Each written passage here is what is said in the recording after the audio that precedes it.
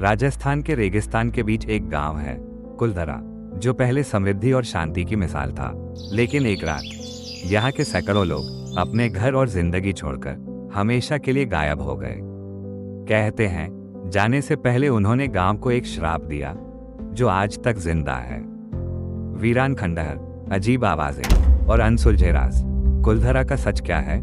आखिर वे लोग कहाँ चले गए और क्यों ये जगह अब तक वीरान है? आज हम इस कहानी की हर परत खोलेंगे।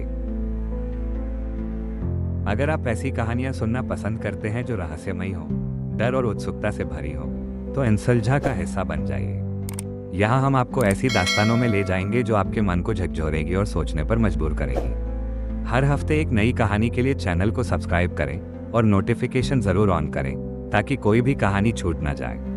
अब चलिए आज की कहानी शुरू करते हैं। एक शांत शाम थी राजस्थान के रेगिस्तान की। 19वीं सदी की शुरुआत की बात है।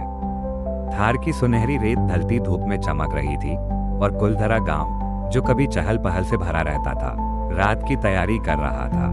लेकिन उस रात कुछ अजीब होने वाला था। कुलधरा एक आम गांव नहीं था। 500 सालों तक यहाँ पालीवाल ब्राह्मण रहते थे जो अपनी समृद्धि और खेती बाड़ी के लिए मशहूर थे। गांव की गलियां बच्चों की हंसी, व्यापार की आवाजों और मंदिरों के जाप से गूंजती थी। यह एक शांति और एकता से भरा समाज था।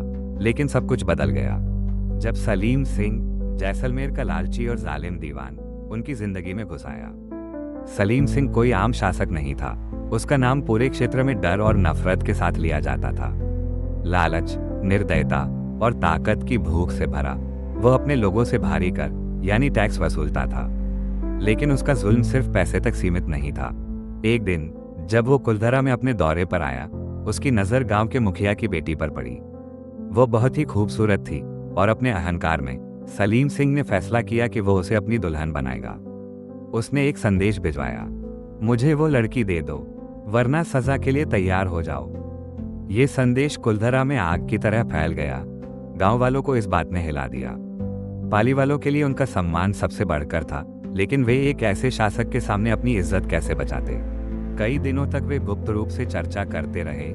उन्हें एक बात पता थी, सलीम सिंह के सामने झुकना उनके लिए असंभव था।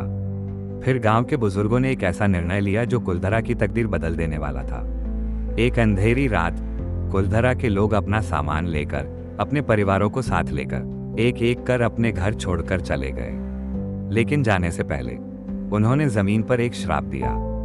ये गांव कभी किसी के लिए जीवित नहीं होगा। ये हमेशा के लिए वीरान रहेगा और किसी का भी यहाँ बसना मुमकिन नहीं होगा। सुबह तक कुलधरा पूरी तरह खाली हो गया था। सैकड़ों गांव वालों ने रेगिस्तान की ओर रुख किया, अपने घर, मंदिर और पूरी जिंदगी छोड़कर। और जैसा कि उन्होंने श्राप दिया था, उसके बाद कभी कुलधरा में कोई नहीं बस पाया। सदियां गुजर गईं। आज भी कुलधरा के खंडहर वैसे ही खड़े हैं जैसे समय वहां रुक गया हो। जो गलियां कभी जीवन से भरी थीं, आज उनमें खामोशी है। घर पत्थरों के ढेर में तब्दील हो चुके हैं और जो कुएं कभी जीवन देते थे, आज सूख चुके हैं। रात के अंधेरे में यहाँ आने वाले यात्रियों का कहना है कि कुछ अजीब घटनाएं होती हैं। हवाओं में सरसराहट, आंखों के कोनों में दिखते हुए साए, और ऐसा महसूस होता है जैसे कोई आपको देख रहा हो। कुछ लोग मानते हैं कि यह उन लोगों की आत्माएं हैं जो जुल्म के सामने नहीं झुकी थी।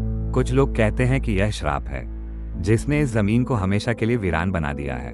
पैरानॉर्मल रिसर्चर्स जो वहां रुकने की हिम्मत कर चुके हैं, उनका कहना है कि उन्होंने अजीब आवाजें सुनी हैं, खाली रास्तों में कदमों की आहट, औरतों और बच्चों की धीमी फुसफुसाहट और एक भारी एहसास जो उन्हें वहां से भाग जाने पर मजबूर कर देता है।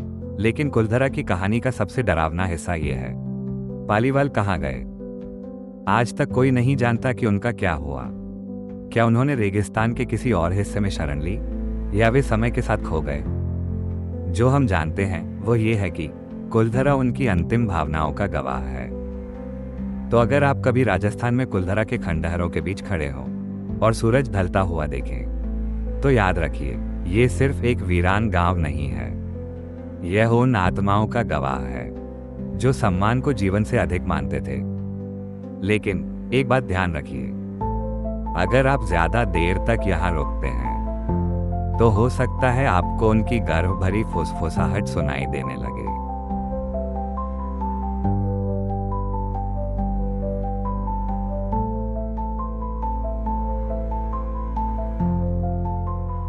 तो आज की कहानी यहीं तक थी।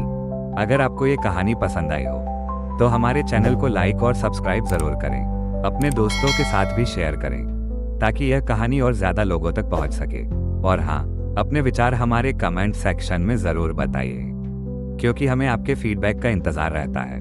हमारे अगले एपिसोड में कुछ और नई और रोमांचक कहानियों के साथ हम वापस आएंगे। तब तक के लिए अपना ध्यान रखें। धन्यवाद।